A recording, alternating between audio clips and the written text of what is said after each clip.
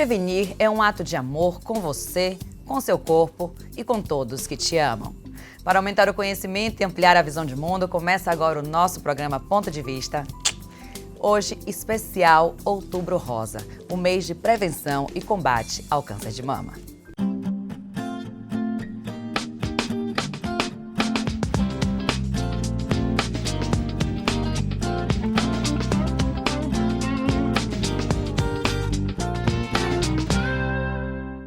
E para conversar sobre esse tema tão importante, eu recebo aqui hoje com muito prazer Fernanda Matos. Gente, ela é estudante de medicina e uma guerreira que há mais de um ano luta contra um câncer de mama. Bem-vinda, Fernandinha. Obrigada, é um prazer imenso estar aqui.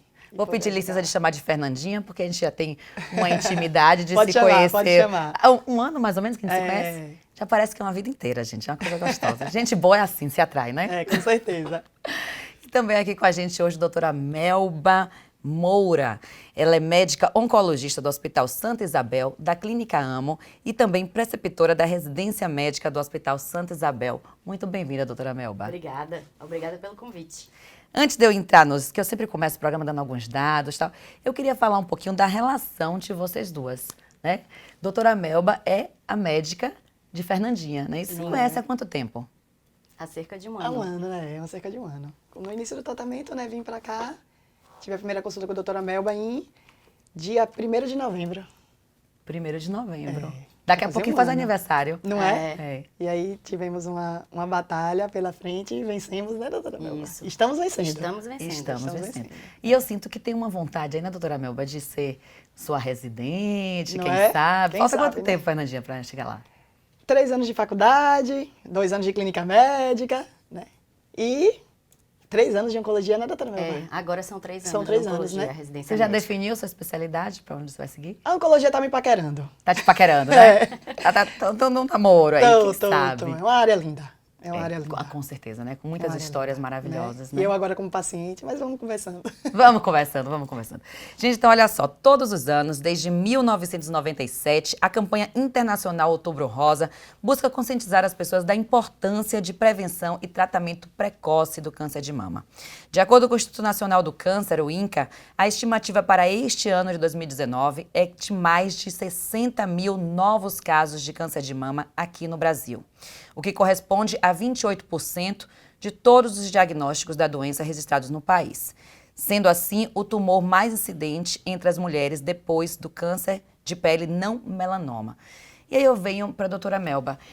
Embora a gente já tenha aí um certo tempo da campanha, por que a gente ainda vê esse alto índice de câncer de mama aqui no país? Existem vários fatores, na verdade, né? Um dos fatores é o aumento no diagnóstico, né? Então, se a gente tem uma aparelhagem, se a gente tem mais exames, ultrassom de mama, mamografia, ressonância e a própria campanha Outubro Rosa levando essas pacientes para a realização desses exames, a gente tem uma conscientização maior e a gente tem um aumento no diagnóstico. Existem outros fatores também. O câncer de mama principal, que é o câncer de mama que a gente chama de carcinoma invasor, sem tipo especial, ele tem muita relação com os fatores hormonais, né? Então, a maioria das mulheres modernas tem poucos filhos ou não tem filhos. Então, isso tem uma relação direta com o câncer de mama. Então, as mulheres que não têm filhos ou que têm poucos filhos ou aquelas que não amamentam, elas têm uma maior chance de ter câncer de mama. Daí também a incidência, o diagnóstico mais precoce. Então seria um maior rastreamento dos casos e também o estilo de vida das mulheres. E o estilo de vida, exatamente. Olha só. Assim como o envelhecimento. Então, se a população envelhece para todos os tipos de câncer, inclusive o câncer de mama, a gente tem também um aumento da incidência e da prevalência. Entendi. Fernandinha, conta um pouquinho da sua história. Como foi que você soube que estava com câncer de mama e o que significou para você aquele momento? Então, doutora Melba falando assim, eu tô me lembrando da minha aula que eu tive de câncer de mama, entendeu? Justamente desses fatores de risco. Eu me lembro que eu falei, gente, eu tenho muito fator de risco. E fiquei com isso, né? Comecei a fazer o autoexame, porque aprendi na faculdade, né, e tudo, e comecei a ter fiquei mais minuciosa, digamos assim. E eu senti, né? Senti e falei com o meu professor, que é mastologista. Também, assim, meu professor também foi muito rápido, né? Ele fez, amanhã você vai pro meu consultório. E no mesmo dia que eu falei com ele, eu já fiz uma ultrassom com outra professora minha, né? E no outro dia estava no meu consultório. E, assim, meu professor foi, sabe, ele fez, Fernanda, vamos investigar isso, sabe? Vamos investigar. E aí começou, né? E vem o diagnóstico, aquela coisa toda, entendeu? Como foi para você receber o diagnóstico? Não foi fácil. Eu digo assim, hoje em dia é mais fácil falar disso, né? Que já tem um ano, né? E digo assim, o primeiro dia foi o dia mais difícil, né? A gente já abre exame normalmente. Imagine quando você é estudante de medicina, né? Quando eu abri o exame da minha core biópsia, que eu vi carcinoma mamário, eu fiz, meu Deus, né? Já dá aquele susto. Aquele susto. Minha mãe estava comigo na hora, eu fiz, mãe, eu tô com câncer. Também foi assim, sabe? Aí minha mãe Você nem preparou sua mãe? Hein? Ela Porque tava comigo, mãe, né? nessa hora, fica, meu Deus, né? Aí ela... Tua mãe é forte. Minha mãe é forte também, muito, foi minha, né? Aí a gente vem... Você teve a quem puxar? Tive. Tive sim. Eu digo pra vocês que foi o pior momento. Foi o primeiro dia. Depois, na verdade, os primeiros minutos. Quando eu entrei na sala da mastologista, que, né, eu já estava na porta da sala para entrar, porque eu peguei o exame e já ia para mastor, né? Então, assim, já estava para entrar. Ela também já me deu... Quando o médico começa a falar, que ele dá as opções de tratamento, você já começa a respirar, porque você começa a entender o que está acontecendo, né? Mas para mim, comigo, o pior momento foi na hora que eu abri o exame. Eu já entrevistei algumas mulheres com relação a câncer de mama e todo mundo fala isso. Que pegar logo o resultado é a pior parte e falar com quem você ama. Que às vezes elas se preocupam mais em falar com a pessoa, com o pai, a mãe, o esposo, o filho, do que às vezes com elas mesmas, assim, né? E depois, quando respira, a primeira coisa é respirar. E aí você, agora, o que a gente vai fazer? Você recebe muito isso lá, doutora? Sim. Das pacientes. E qual é a dica que daria, assim, para essas mulheres que recebem logo esse diagnóstico? Além de procurar imediatamente o médico, como a Fernanda fez, a história de Fernanda é uma história bem emblemática, né? Porque além de ser uma estudante de medicina, ela estava estudando uma matéria, né, sobre o câncer de mama e aí descobriu no autoexame. Então, sempre procurar o médico, ou mastologista, ou oncologista, ou ginecologista, né? As especialidades variam. Mas ter o apoio da família, né? Independente desse medo de como o outro vai reagir, que esse medo do qual você falou, de como o outro vai reagir, de se o outro vai suportar essa notícia tão pesada, né? Mas ter o apoio familiar e ter o apoio também do psicólogo, né? Então, lá no hospital mesmo, a gente tem uma equipe multidisciplinar atuando conosco, né? O médico não atua sozinho, a área da oncologia é uma área muito complexa, então a gente precisa do apoio do psicólogo. Muitas vezes os pacientes não ficam engajados, né? Ficam centrados no médico, mas isso não é positivo.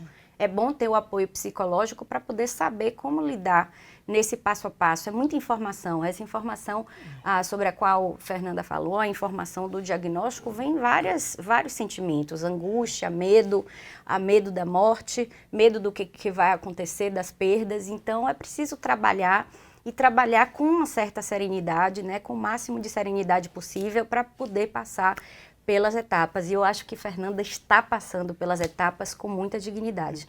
Ela é um exemplo. Maravilha. Sim, com certeza. E, doutora, quais são os tipos mais comuns do câncer de mama específico? O tipo mais comum é esse tipo do qual a gente, sobre o qual a gente costuma ouvir falar, que é o carcinoma mamário invasor. Então, esse tipo de câncer de mama que está muito relacionado aos fatores hormonais, esse é o tipo mais comum.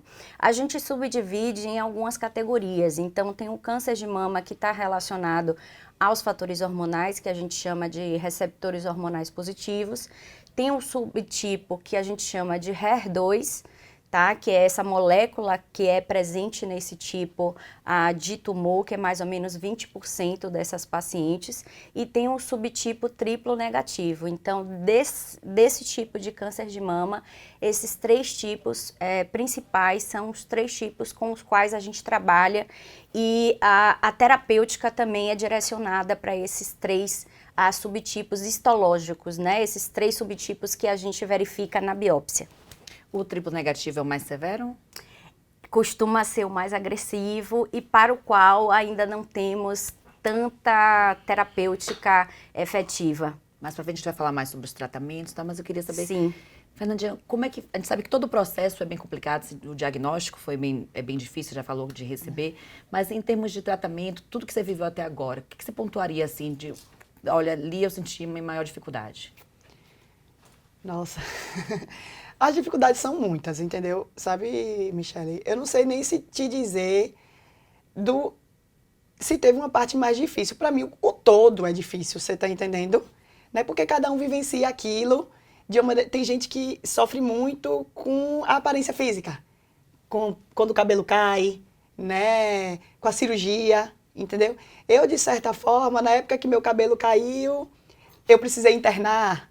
Entendeu? Então, eu estava tão preocupada com o internamento que para você foi mais tranquilo passar por aquilo. Foi mais tranquilo, mas engraçado. Antes de eu ficar doente, assim, 3 meses antes de eu ficar doente, eu sofri um acidente que eu precisei suturar uma parte daqui da minha cabeça e eu cortei isso aqui do cabelo. Ô, minha gente, eu fiz um drama. Olha só. Porque a vida ensina a gente por causa de um pedacinho de cabelo. Entendeu? Aí, 6 meses depois, eu fico doente, meu cabelo cai inteiro. Eu não derramo, assim, me emocionei porque o pessoal do salão se emocionou. Mas eu estava vivendo tanta coisa que eu já tinha internalizado que a perda de cabelo era um momento ali, sabe? Que eu ia passar e que ia passar, que eu nem sofri tanto. Então, eu não consigo te dizer, sabe, Michele, se teve um momento só, sabe? São tantos momentos assim.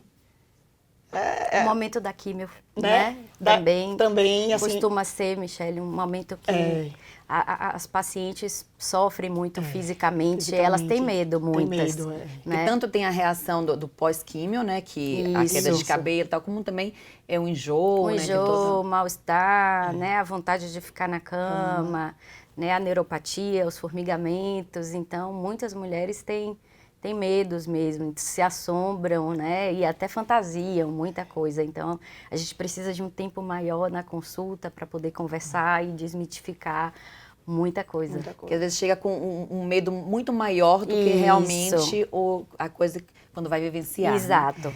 Doutora, por que faz a mamografia após os 40 anos? Normalmente, o diagnóstico é maior, né? É mais prevalente, é mais comum entre os 40 a 60 anos. Então, normalmente, o que é preconizado? Né? Existem vários consensos, existem vários guidelines ao longo do mundo todo, mas normalmente o que a gente segue? Aos 35 anos, a mulher deve fazer a primeira mamografia e a gente chama essa mamografia de base, ou seja, aquela mamografia que vai servir de parâmetro para as demais. Se essa mamografia ela for normal, a gente pula para os 40 anos e aí, a partir dos 40 anos, a gente faz anualmente, sempre junto com a ultrassonografia. Então, os serviços médicos normalmente pedem para a paciente já vir preparada para fazer a mamografia e a ultrassonografia juntos. Então, para os radiologistas, isso é muito bom, tá? Porque ele já vê os dois parâmetros, tanto do ultrassom quanto da mamografia. E aí, a mamografia é feita até... Não existe um limite máximo, mas um limite em que o próprio médico considere que a paciente tem uma expectativa de vida tal, digamos, uma expectativa de vida de 10 anos. Então, se uma mulher de 80 anos tem uma expectativa de vida de mais 10 anos, a gente ainda continua fazendo mamografia. Eu vou querer falar mais sobre mamografia, porque tem aquele mito de que dói e tal, mas calma que esse bloco já encerrou. Mas não saia daí, isso é ponto de vista e a gente volta já. Fique aí.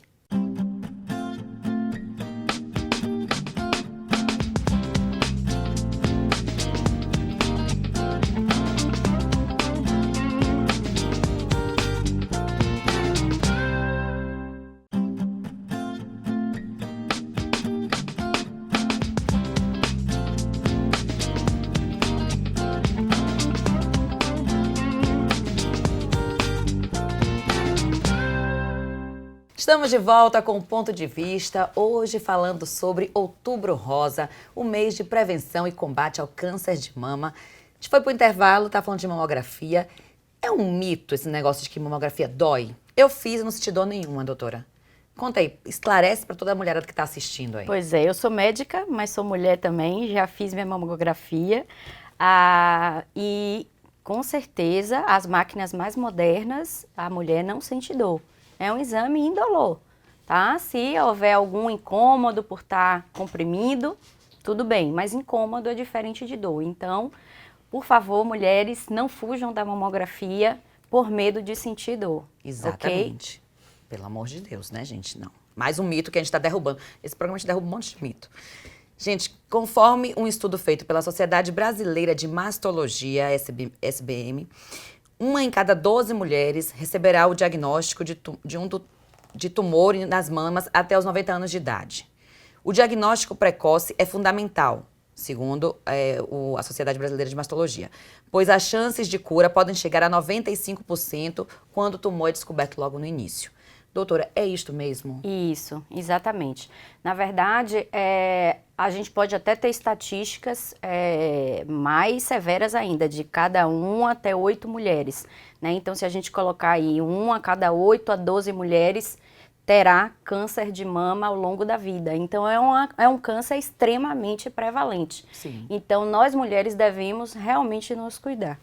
Agora, a gente não deve esperar a doença se apresentar de uma forma mais avançada. O autoexame é importante, em que a mulher se examina, se autoexamina, tá? Depois de cada menstruação. E isso a gente deve aconselhar as mulheres na fase da adolescência a fazer, tá? Mas o principal é fazer justamente o que a gente acabou de conversar há pouco tempo. É atrás do diagnóstico da detecção precoce. E isso a gente só pode fazer através dos exames. Então, a mulher realmente deve ir até o serviço médico para poder fazer a sua mamografia, o ultrassom. Em alguns casos selecionados, a gente também pode incluir a ressonância. Por exemplo, no caso em que as mulheres têm prótese mamária, tá? Ou em outros casos de mulheres de alto risco. Já vou emendar com mais outra pergunta. O fato de ter prótese mamária, ter a prótese de silicone, ela possibilita ter maior chance de ter câncer ou isso não é verdade? Para esse tipo de câncer sobre o qual a gente está falando, não. Mas existe um tipo de câncer que é raro e que foi descoberto há cerca de 10 anos para cá. Eles chamam linfoma, tá? Linfoma é um tipo de câncer do sistema linfático. Então, existe esse tipo de câncer, um linfoma, associado às próteses de silicone. Que aí sim, as mulheres com silicone têm um risco maior. Mas também não é por isso que as mulheres não devem colocar suas próteses, inclusive na reconstrução, né? Existem mulheres que colocam as próteses só por caráter estético e outras mulheres que colocam por caráter reconstrutivo. E outra coisa, a prótese não impede de fazer mamografia? De jeito nenhum. Pode fazer, mulher. Pode fazer. Vou fazer, vai estourar nada disso. Pode fazer. Sem problema Pode algum. fazer. E de preferência, fazer a mamografia e a ressonância, que dá mais informações a respeito da própria mama, da glândula mamária e a respeito da prótese, né? Porque existem algumas alterações relativas à própria prótese em que a ressonância pode fornecer e que a mamografia não fornece. Perfeito. Fernandinha, quais são os tratamentos que você já fez ou ainda faz? Então, o meu tratamento, a gente começou com quimioterapia, né? Aí completamos, né, as quimioterapias. Durou uns 6 meses, mais ou menos, né? Mais ou menos em torno de 6 meses. Aí me preparei para a cirurgia, que no caso eu fiz a cirurgia, tanto a mastectomia quanto a reconstrução junto, e fiz bilateral, né? Da mama doente e da mama preventiva, da outra mama, né? Conseguimos fazer junto, que é uma coisa que a gente só sabe também no centro cirúrgico, né? Todo mundo perguntava, e aí, Fernanda, você vai fazer a reconstrução junto? Possa ser que sim, mas né? No meu caso, a gente só soube no centro, fiz e agora estou terminando a radioterapia. Perfeito. Né? Lá na frente a gente vai falar um pouquinho mais sobre essa questão de reconstrução mamária, que a gente vai chegar numa parte, no terceiro bloco, sobre os direitos do paciente com câncer, a gente vai tocar mais nesse assunto. Mas agora eu queria saber o seguinte, doutora, todos os pacientes passam pelo mesmo protocolo, pelos mesmos tratamentos ou não? Não, cada tipo de câncer é um tipo de câncer diferente. Então, falamos desses 3 tipos principais, né? Receptores hormonais positivos, HER2 positivos e triplo negativo. A gente embasa o tratamento muito através desses subtipos histológicos, mas a gente embasa o tratamento também pelo tamanho do tumor, pelas axilas, se os gânglios axilares são acometidos ou não, pela idade da paciente, pela condição clínica da paciente. Então, os protocolos eles vão variar de acordo com essas principais variáveis sobre a qual eu falei. No outro blog, a senhora colocou da questão da importância do apoio da família, dessa Sim. rede de apoio. Eu queria saber de você, Fernanda, como é que foi para você o apoio da sua família? Foi essencial. Eu nem digo assim importante, foi essencial, entendeu? Você ter um apoio da família, assim, é uma parte importante do tratamento. A gente diz assim que no tratamento do câncer tem a medicina, né? E quando eu digo medicina, toda a equipe de psicólogo, nutricionista, os enfermeiros, os técnicos, todo mundo, a equipe que trabalha junto, né? A família e amigos, né? Você ter esse apoio é muito importante, e a pessoa, sabe? O paciente, né? Esses três, eu digo que o peso é igual. É engraçado, né? O peso é igual. E eu acho que numa doença como o câncer, que é uma doença que mexe muito com o psicológico, Sim. você ter o apoio daquelas pessoas que É muito importante. que amam, é importantíssimo. Gente, uma novidade é o seguinte, o uso da imunoterapia no tratamento do câncer de mama. Foi aprovado no Brasil o uso do medicamento, vamos ver se eu consigo falar essa palavra, olha só, atezolizumab. Doutora, é isso mesmo? Não? Isso mesmo. Que nome, pense. Que é uma opção justamente contra o subtipo mais agressivo da doença e mais carente de inovações, o tumor de mama triplo negativo. Doutora Melba, o que é de fato a imunoterapia? O que você acha desse tratamento? A imunoterapia, diferente da quimioterapia clássica, né, a qual a gente está acostumada, a quimioterapia clássica, ela combate as células tumorais diretamente, então ela mata as células tumorais. A imunoterapia é diferente, ela acessa o sistema imunológico para o sistema imunológico combater diretamente as células tumorais. Então, ela aumenta, na verdade, porque o sistema imunológico ele já existe, ele existe junto com a quimioterapia, mas ela aumenta, incrementa essa ação imunológica, tá? E ela tem tido muitos bons resultados, né? Em câncer de melanoma, em câncer de pulmão, em câncer geniturinário e agora está chegando em câncer de mama. O atezolizumab ainda é... Olha como ela fala, gente. Atezolizumab. Eu fiquei Como 5 quem, né? dias para conseguir juntar sílaba por sílaba. Mas, por favor, doutora, novamente. O atezolizumab é utilizado em em uma área específica do câncer de mama, que é para os pacientes com câncer de mama avançado. Então, ainda não chegamos em etapas mais precoces do tratamento. E é uma medicação muito cara. É uma medicação bastante cara.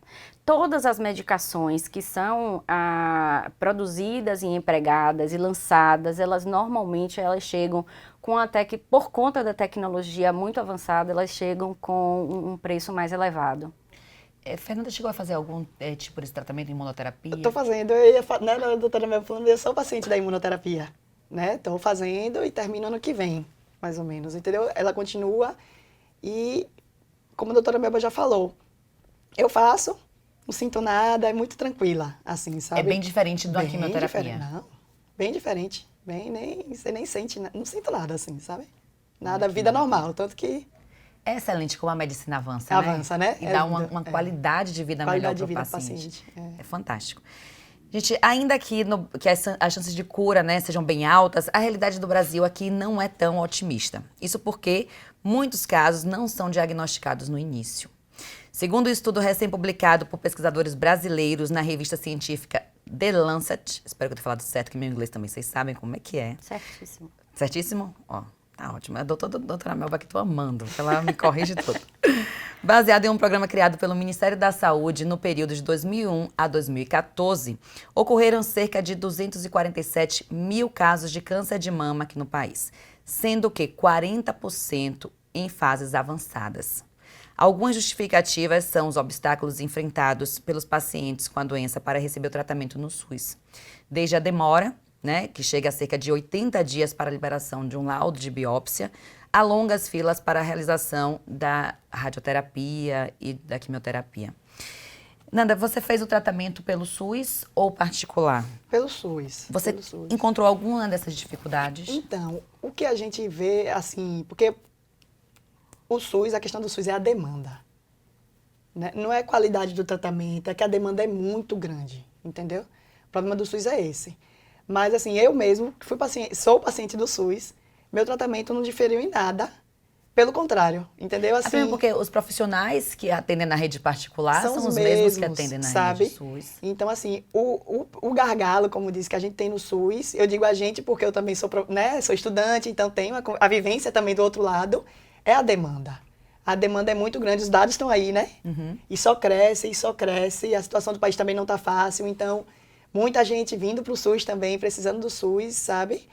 E a gente tem que crescer a rede. Né? A gente tem que crescer Exatamente. a rede. Aí uma das dificuldades é conseguir dar no serviço SUS, também, crescer essa rede, disponibilizando as mesmas coisas do privado. Isso. Aí, doutora, eu queria que você explicasse um pouquinho pra gente a questão dos biosimilares e se é uma alternativa para o SUS conseguir dar a mesma medicação a preços mais baratos. Os biosimilares são medicamentos, como o nome diz, similares àqueles medicamentos originais, aqueles medicamentos patenteados. Né? Então, o trastuzumab, por exemplo, que é uma das medicações em que o Ministério da Saúde já aprovou e já há alguns anos liberou para uso no SUS, agora já existe um biosimilar. É uma das opções, mas eu acredito que existam outras opções para a gente alargar, né, esse oferecimento de novas tecnologias, né? Como essas novas tecnologias elas são muito caras, eu acho que o estudo de custo-efetividade é extremamente importante. Sim. Então, nossa população, a população brasileira é uma população extremamente grande, né? São cerca de 200 milhões de habitantes e as regiões, as macro-regiões, elas são extremamente distintas, né? Então, nós temos altas prevalências de mortalidade, na verdade, maior mortalidade no Nordeste e no Norte, justamente porque são estados mais desprovidos de tecnologia, né, de acesso à tecnologia. Então, a gente precisa ter um estudo de custo-efetividade para poder incrementar e aumentar o número de medicações para assistência ao SUS e judicializar menos essas medicações. Porque o que acontece é que se as medicações elas não são oferecidas, muitos pacientes judicializam. Perfeito. Não saia daí, estamos falando sobre Outubro Rosa, um mês de conscientização e prevenção contra o câncer de mama. Um rápido intervalo e já voltamos. Fique aí.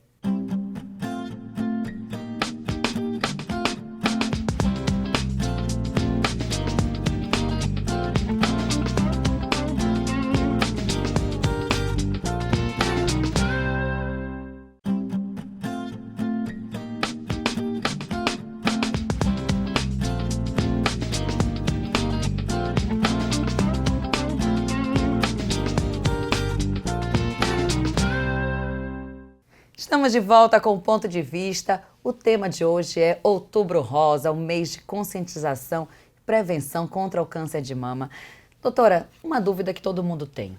Homem tem câncer de mama? Sim, os homens têm câncer de mama porque eles também têm glândula mamária. Olha. Então, a glândula mamária é residual neles, né? Mas cerca de 1 a cada 100 cânceres diagnosticados são masculinos, tá? Ou seja, a incidência é bem menor. É bem menor, tá? É bem menos frequente no nosso consultório, né, aparecerem os pacientes com câncer de mama, mas é importante que os homens se autoexaminem também, se perceberem algum líquido saindo do mamilo, alguma nodulação, alguma alteração da pele, qualquer alteração que aconteça, partam direto para consulta com um mastologista ou um Mesmo clínico. porque o homem tem mania de não se cuidar tanto. Exato. Não vai no médico com tanta frequência, então é bom prestar atenção bem aos sinais. Por favor, homens, procurem seus médicos. Cuidem-se mais, pois é. Fernandinha, você achou que por ser tão jovem não teria esse tipo de doença? A gente não espera, né? Não espera de maneira nenhuma, assim. Realmente ainda choca muito, né? Não esperava de maneira nenhuma. Sabe? Foi um susto. Só que cada vez mais a gente vê pacientes mais jovens, né, doutora? Sim. Tá Você muito. percebe isso no consultório? Sim, a gente percebe. Eu acredito que isso a gente vê também na literatura, justamente essa questão da nuliparidade, né? Que os pacientes não terem filhos ou terem filhos mais tarde. Então, a gestação aquele depois estilo de vida dos que a mulher 30, moderna leva. O estilo de Né, vida, que a gente falou lá no alimentação, né? Uma alimentação de Estresse. industrializados. Eu fico impressionada como a alimentação ela influencia em tudo. Sim. relacionado à saúde, ao psicológico até, ao humor, tudo. Presta atenção que você está comendo, hein? Gente, outra coisa. Pacientes com câncer, eles têm diversos direitos garantidos por lei, tanto com relação à saúde quanto direito social. Então eu vou convidar agora para a gente fazer um quiz. Topam? Certo. É o seguinte, eu vou falar o direito, vou direcionar para a Fernandinha, eu quero saber como é que ela está sabendo com relação aos direitos dela. E a doutora Melba junto comigo, a gente vai dizer se é verdade ou não. É bom que eu aprendo, viu? Vai aprender. Então vamos lá. Primeiro, a lei assegura a pacientes com diagnóstico de câncer o início do tratamento pelo SUS em até 60 dias. Verdadeiro ou falso? Verdadeiro. Verdadeiro. Muito bem. Olha, a Fernanda está bem esperta. Vamos lá. Segundo, o paciente com câncer tem direito ao acesso a medicamentos e pode solicitar caso o medicamento indicado pelo médico não esteja na lista dos fornecidos pelo SUS. Verdade? Verdade. Ficou na dúvida? É, porque eu não sei se se não teria que judicializar, né? Se não tiver na rede. Pode solicitar, talvez através, pode ter um requerimento ou judicial, mas é verdade, pode É solicitar. verdade. Não é isso? Tem que ser sempre via judicial, doutora? Não, não sempre. Existem algumas câmaras técnicas, né, em que o paciente pode fazer a solicitação e aí conseguir a medicação. Perfeito. Terceira questão. Pelo SUS, a paciente com câncer não tem direito ao acompanhamento de outros profissionais de saúde, como nutricionista, psicólogo, fisioterapeuta, etc. Apenas é acompanhada pelo mastologista e pelo oncologista. Falso. Tá Essa esperta. é fácil. Tem direito sim, viu, gente? Pelo SUS também, a toda aquela rede de multiprofissional de apoio, não é não, doutora? Isso, exatamente. E é importantíssimo, né? A equipe multidisciplinar é importantíssima. Pois bem, tá vendo aí? Quarta questão, Fernandinha vai tirar 10 na prova. A pessoa com câncer tem direito à aquisição e uso de veículos adaptados com isenção de imposto como IPI, ICMS, IPVA e IOF. Verdadeiro. Verdadeiro. Verdade. Varia de um imposto para outro, algumas Sim. condições de comprovação que tem que ter, né? Existem algumas condições específicas, mas em geral as pacientes com câncer de mama, especialmente se tiverem feito mastectomia, que é a retirada total da mama. Aí tem indicação em 100%. Olha só. Quinta questão. Pacientes com câncer têm direito à isenção do imposto de renda sobre os valores recebidos a título de aposentadoria, pensão ou reforma. Verdade? Verdade. Chutei. Chutou e acertou, é Acertei, verdade. né? É verdade. Verdade. Nessas condições, sim, é verdade. Sexta e última questão. Tanto o SUS como os planos privados de assistência à saúde têm a obrigação de prestar o serviço de cirurgia plástica reconstrutiva de mama. Verdade. Verdade. Está assegurado por lei. Assegurado por lei. Isso. Então, doutora, aí vamos tocar nessa questão da cirurgia reconstrutiva. Fala reconstrutiva mesmo? Isso. Pronto. Como é que funciona essa cirurgia? O que é em si essa cirurgia? E qual é a importância para a mulher em podendo fazer ela logo associada com a cirurgia oncológica? Olha, a indicação da cirurgia reconstrutiva logo no início, ou seja, logo junto com a cirurgia da mastectomia, vai depender de alguns critérios em que o mastologista leva em consideração. Normalmente, ou o mastologista com especialização em a oncoplástica ou o cirurgião plástico podem fazer esse tipo de cirurgia, tá? A outra opção é o paciente fazer a mastectomia num primeiro momento e em um tempo depois, mais ou menos 2 anos depois, que é quando a gente observa a condição clínica do paciente, a evolução, fazer uma cirurgia de reconstrução. E a forma de reconstrução, existem várias formas de fazer isso, existem várias técnicas operatórias, tá? E aí também o cirurgião plástico ou o mastologista vão estudar e uma delas é com a prótese mamária, tá? E, isso é extremamente importante, principalmente pela simetria, né? Então, uma mama ficar muito próximo da realidade estética da outra e a autoestima do paciente, né? Principalmente se forem pacientes jovens. Então, normalmente não se recomenda pacientes com 70 anos, acima de 60 anos já se relativiza, mas há uma paciente tão jovem, com 30 anos, com 40 anos, isso não vai ser deixado de oferecer. Maravilha.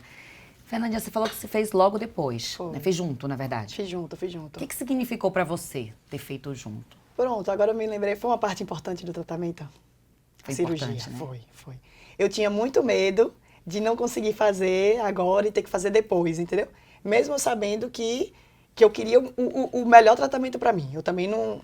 eu vou ter que fazer junto. Sim. Não, o que for melhor pra mim. Se der pra fazer junto, ótimo. Pra mim é o sonho. Se eu tiver que fazer depois, se for melhor pra minha saúde, vamos enfrentar, entendeu? Mas que pra mim foi... Eu fiquei muito feliz quando eu terminou a cirurgia, que quando eu acordei, assim... Fernanda, a gente fez tudo. Oh, alívio, assim, sabe? Aquela coisa boa. Porque paciente jovem pesa. Né? Mexe muito com a autoestima, mexe, né? Não vou dizer... Não, mexe. Já com são a parte- tantas mudanças Não, é muita no mudança. corpo, né? Já tem a parte do cabelo, já tem tudo. E a mama é uma coisa que mexe muito com o lado feminino. Muito feminino. Exatamente. Lógico, como a Fernandinha colocou. Você não vai impedir de fazer o tratamento que é o melhor para sua saúde. Priorizar a saúde, Por uma questão estética. Mas a gente sabe que vai além da questão estética. Vai para Vai autoestima. além, Com vai além. certeza. Eu lembro que a gente fazendo um programa sobre estética, aí teve um depoimento que ela falou assim, eu botei a prótese e aí passei a pintar minha unha de vermelho. Ou seja, parece que o fato de colocar o seio, de colocar a prótese, deu a elevada na autoestima, que ela se sentiu mais mulher para pintar a unha de vermelho, para sair mais confiante. E a interessante cirurgia isso. retirada da mama, ela é tão impactante, né, que em termos de lei, ela é considerada como amputação de um membro, né? Sim, Então, olha só. por isso a lei da isenção do IPI, por exemplo. Né? Então, isso impacta extremamente na paciente.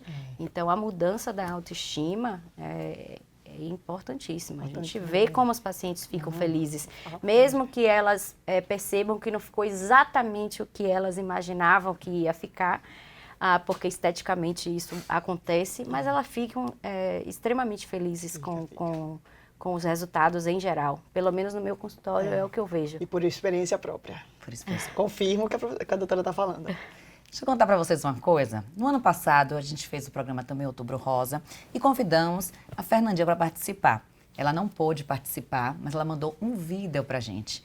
Vamos rever esse vídeo agora.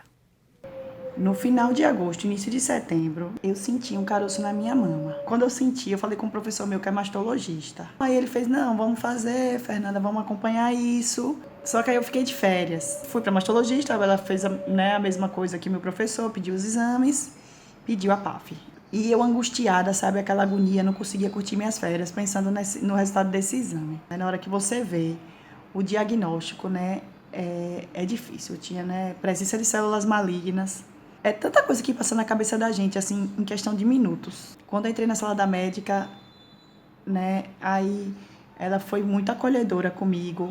Aí começou, aí me deu uma noção geral daquela, né, de quando você recebe a notícia, né, foi acolhedora, se colocou à disposição. Mas também digo uma coisa, o dia difícil foi esse dia, sabe? Porque nos outros dias as coisas foram começando a clarear, eu comecei a tomar pé da doença. Aí, depois desse diagnóstico, você para, né? Para analisar, você rever sua vida, começa a valorizar as coisas simples de verdade. Tenho consciência disso, que vai passar, não vai ser fácil. Cortei meu cabelo, já fiz, né? Já fiz o corte, porque eu já fiz a minha primeira sessão de químio. Aí, assim, há um mês atrás eu estava recebendo diagnóstico, agora eu já estou fazendo quimioterapia. E com muita fé de que vai dar tudo certo e que é uma fase, de verdade mesmo. Eu tenho, sabe, que é uma fase que vai passar, uma fase de aprendizado, de transformação. E eu estou tendo um apoio muito bom, sabe? Tanto da minha família, dos meus amigos, sabe? Da minha equipe médica também. E procuro me distrair. Continuo estudando, de vez em quando saio para tomar um café com minhas amigas, aquelas coisas mais tranquilinhas, mas botando o papo em dia, sabe? Assistindo minhas séries prediletas, do jeito que eu gosto. Tirando tempo para mim. E é isso.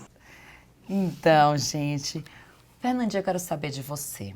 O que é que mudou na sua vida de lá pra cá? Nossa, tanta coisa.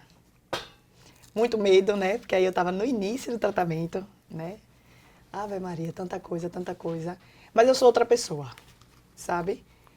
O câncer me mudou muito, sabe? Mudou para melhor.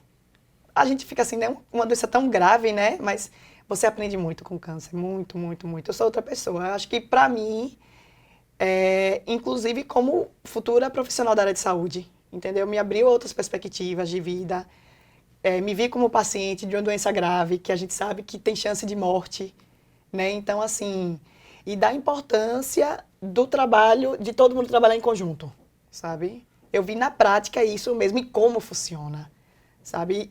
Tipo assim, eu fui paciente. Eu fui paciente mesmo, eu não fui estudante de medicina, sabe? Na verdade, eu utilizei a medicina a meu favor, no sentido de saber como era importante eu seguir os meus médicos e confiar neles. Você tá entendendo? E assim eu fiz, eu fui paciente mesmo. Eu não saí procurando. Não foi pro Google? Não fui pra Google, não fui. Porque eu fico, parei, sabe? Parei com isso. Porque eu ia ficar assim, meu Deus, ai, tô sentindo tudo. Ai, Jesus já foi, eu já ia me despedindo do pessoal, procurando um pretinho básico. Isso? E olha, Michele, que eu tô falando até diferente de muita gente que tá vendo o programa, no sentido assim, porque eu sei as fontes mais seguras, coisa que a grande maioria da população não sabe. E mesmo tendo acesso às fontes seguras, eu não procurei, você tá entendendo? Isso é maravilhoso. Sabe? Eu procurei ter ter uma pessoa hoje mais confiante. Com certeza, sabe? Com certeza. Assim, eu sou outra pessoa, sabe? Outra pessoa. E, assim, eu digo para as pessoas, para elas encararem dessa forma, sabe? Veio o problema? Tá. A gente tem duas opções. Ou se entregar, ou então ir à luta. Não, ir à luta é a melhor opção. A gente já está chegando no finalzinho do programa. Eu queria pedir, doutora Melba, olhe para aquela câmera e deixe uma mensagem neste Outubro Rosa, tanto para as mulheres como também para os homens. Ok. Para as mulheres, o que eu posso pedir para vocês é que, por favor, vão à luta e vão fazer seus exames, tá? Por favor, aos 35 anos, a primeira mamografia e ultrassom. E depois disso, se tudo estiver bom, aos 40 anos anualmente. Não percam um ano, certo? Anualmente, mamografia e ultrassom. Sempre vão aos seus médicos, mastologistas ou ginecologistas ou até mesmo clínicos. E aos homens que não precisam fazer a mamografia e ultrassom de rastreamento, se autoexaminem eventualmente, não precisam todo mês fazerem isso, porque não existe a questão hormonal como as mulheres têm, mas se examinem e se perceberem alguma alteração, não achem que é bobagem, procurem seus médicos. Vão à luta. Maravilha. Fernandinha, imaginemos que uma mulher recebeu agora o diagnóstico. Você vai olhar para ali e vai falar com ela. O que é que você diria? Tenha força, né? Tenha garra, confie em você, confie nos médicos, sigam o que os médicos, o que os nutricionistas, o que os psicólogos mandarem, é muito importante, sabe? E se apeguem a alguma coisa que vocês confiem, né? Religião, meditação, sabe? Alguma coisa assim que sua fé te leve. Também, sabe, faz diferença também no tratamento. E é isso, e tente levar isso da forma mais leve possível. Não vou dizer que é fácil, porque não é. Também não vou romantizar, né? Dizer, porque eu passei por isso e estou bem. Vou dizer, gente, é fácil. Não é, né? Mas câncer tem tratamento, né? Tem tratamento. E assim, e como diz a doutora Melba, os exames são de rastreamento. Então se cuidem, se alimentem bem, sabe? Álcool moderado, né? Façam atividade física, entendeu? Para no rastreamento a gente não encontrar nada, você tá entendendo? Porque também tem, né, a fase muito importante dos hábitos de vida, sabe? Os hábitos de vida fazem muita diferença na nossa vida. Tente não se estressar, não sei como, né? Mas a gente vai ter... a gente pede, né? Vamos tentar, né? E eu pretendo levar isso pra minha vida, né? Já está levando. Tô levando, né? Muito obrigada pela presença de vocês. Se toque, existe muita vida depois do diagnóstico. Até a próxima. Tchau, tchau.